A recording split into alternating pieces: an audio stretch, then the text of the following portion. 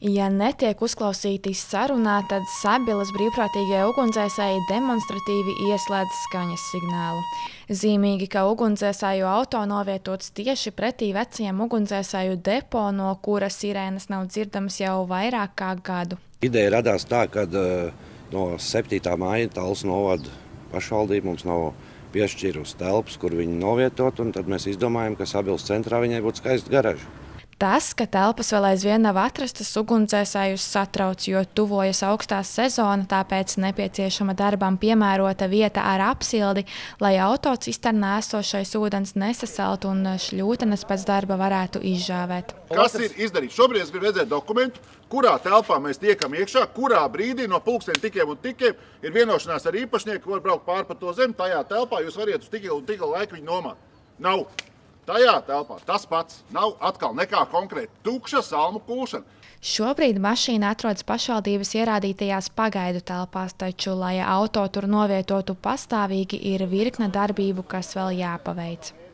Pagaidām risinājums ir Ventspils ielā vecās sakarnieku telpas, bet tur ir apakšā privātā zeme.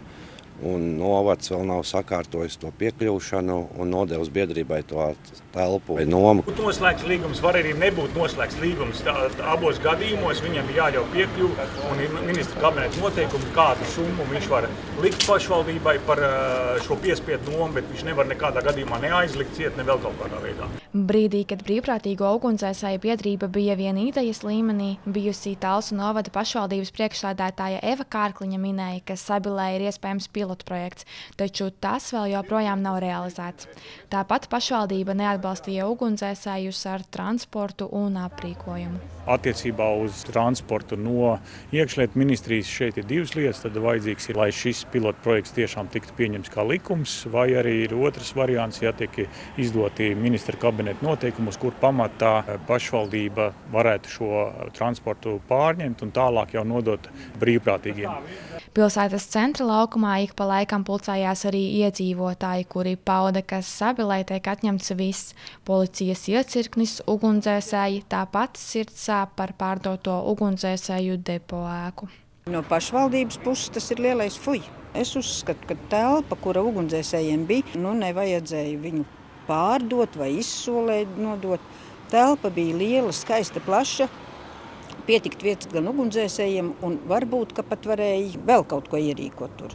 Neskatoties uz visiem šķēršļiem, kas tiek likti brīvprātīgo ugunsdzēsēju ceļā, viņi nedomā padoties. Mēs iesim uz priekšu un neapstāsimies, un vienkārši te bremži ir, es nezinu, kam tas ir izdevīgi. Kā jums šķiet, vai sabilnieki izcīnīs savas telpas? Ir tikai jāizcīna. Nevar nolaist rokas, ir kaut skaļi jākliedz. Ir jācīnās, ir vajadzīgs. Iedzīvotājiem risinājumi dažādi. Izskan arī piedāvājums visiem kopā ziedot naudu, lai veco depo ēku atpirktu ar norunu, ka sabilnieki varēs uzkāpt tornītī, lai vakarā vērotu saulrietu.